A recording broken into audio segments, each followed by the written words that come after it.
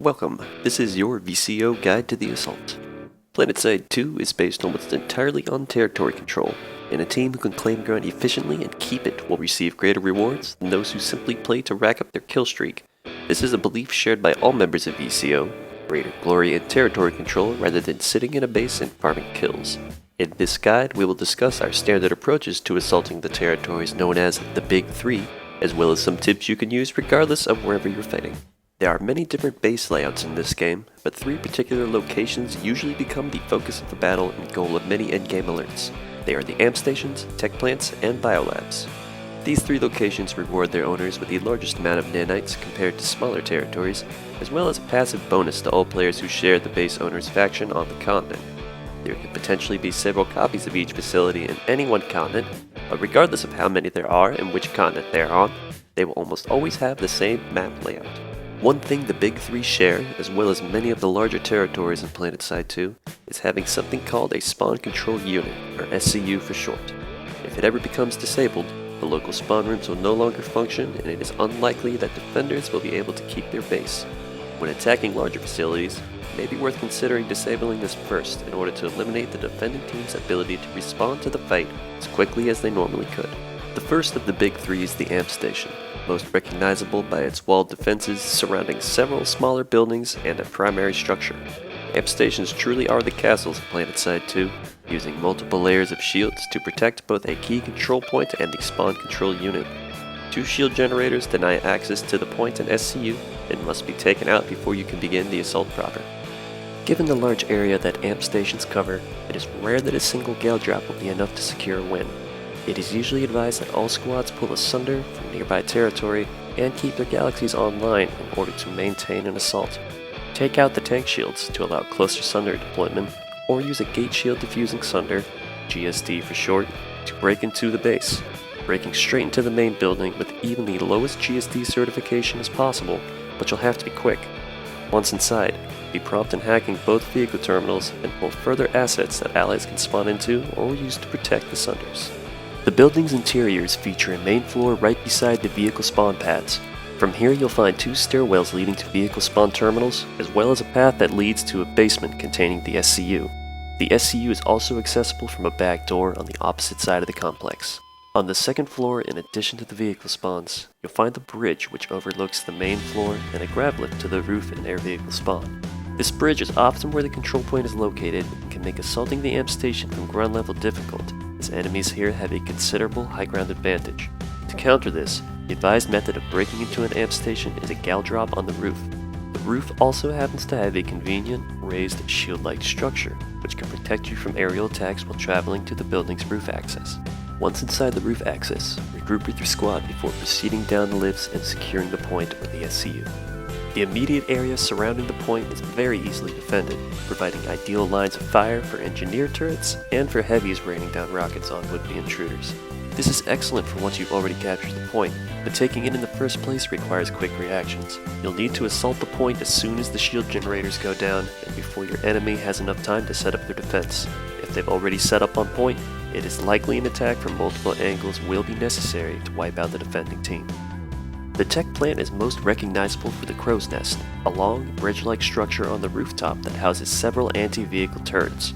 This territory can be divided into three sections: the exterior, the interior, and the crow's nest, all of which provide points of entry to a single control point located inside the main building. Tech plants are notably difficult to defend, as the SCU is found in a completely separate building than the control point itself and is only accessible after holding that control point for a period of time. The interior of the main building contains a lift to the crow's nest, accessible close to the grinder doors here and here.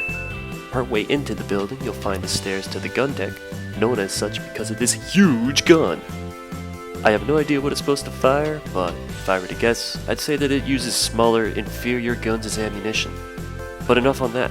As you can see, the gun deck provides a perfect overwatch on the grinder doors, known as such due to the assaulting team, aka you, being able to grind anything that has to run through this kill zone. Behind the grinder doors overlook, you'll find the point itself among a partition of cubicles. After that, you'll then find the balcony, which is VCO's standard point of entry for a tech plant assault. Finally, back on the main floor and progressing towards the back of the base, you'll find an area known as the Sunday Bay. named as such due to both defending and attacking teams often setting up sunders in this location. You'll also find a pair of vehicle spawn pads right beside a tunnel exit which leads from the main spawn room. Defending teams may attempt to use this tunnel for max crashes or to get back into the fight quickly, although it can be easily camped from the area beside the vehicle terminals. Tech plants are unique in that there are multiple ways to bypass the shields and gain access to the point. Usually, the easiest way to take the point in a tech plant is by gal drop. Your goal is to drop onto the airship landing pad. Once there, follow your squad lead towards the closest of the legs supporting the structure. Pay attention now because things are about to get quick. On their go, you will then proceed down the leg and drop onto the lower bridge. If your squad or platoon is to pause and allow members to catch up, this is where they will do so.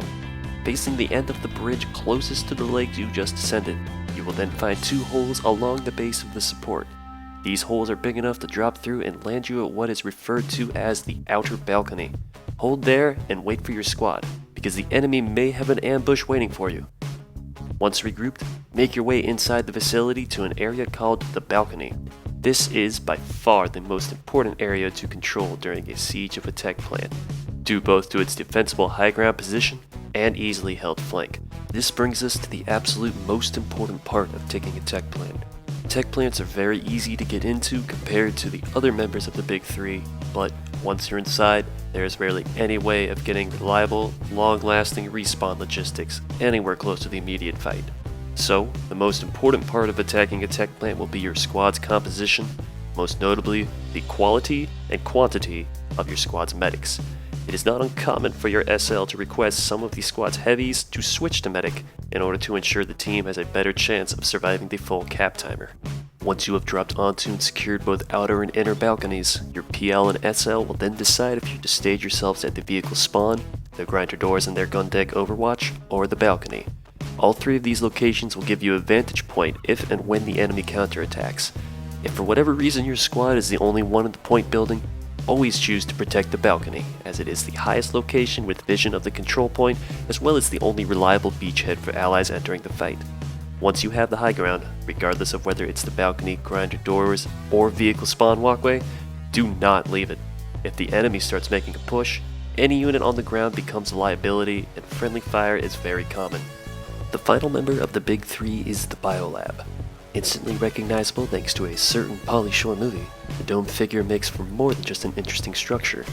Biolabs are by far the most difficult to assail thanks to the removal of force multiplying vehicles. There are 2 points of assault into a Biolab, either by teleporter at an adjacent base or directly through either of the 2 air pads. Both air pads are accessible by jump pads at adjacent bases or by elevators located directly underneath.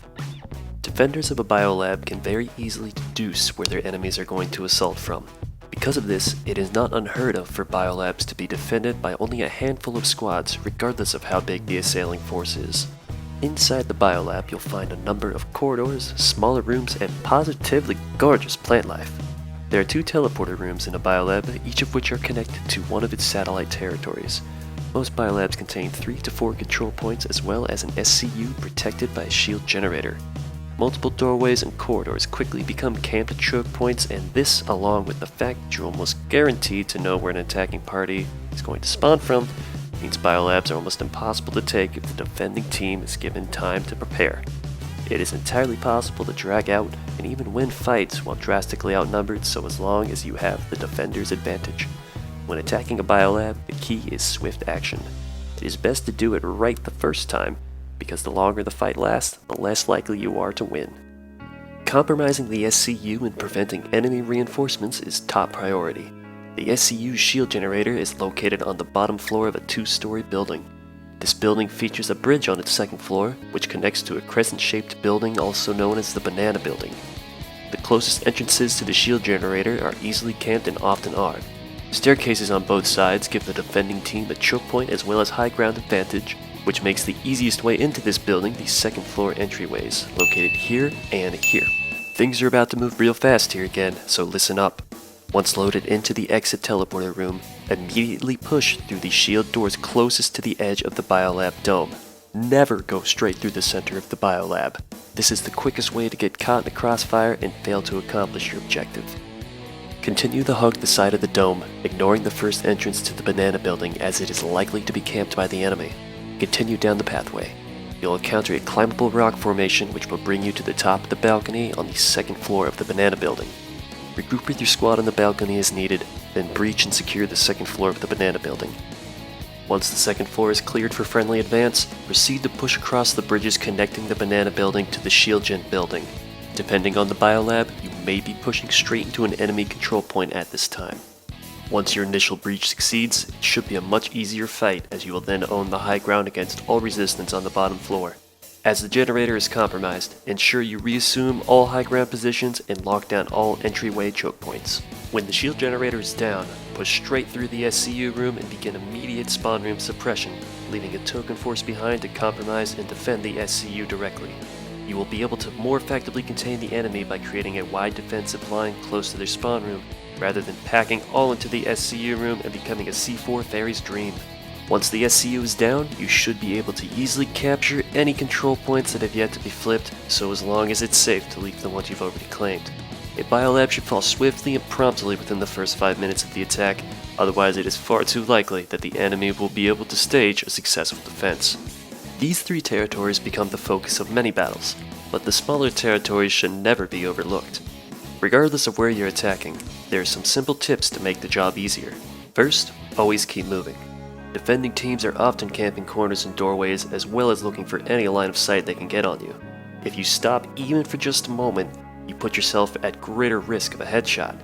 Traverse clearings quickly and pause only when sufficient cover allows you to do so without being shot. Whenever an attack requires to enter a facility through a door or any other space that limits movement, run through as quickly as possible and do not stand to fight enemies camping it. Instead, run to the closest cover to break line of sight, gather yourself, and decide whether fight, flight, or flank is the most appropriate course of action.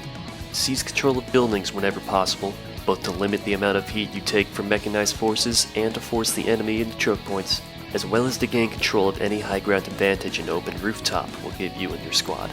When entering a new building, be sure to check each corner for camping enemies as you sweep that building, and to keep your back to a wall, limiting the enemy's potential to ambush you.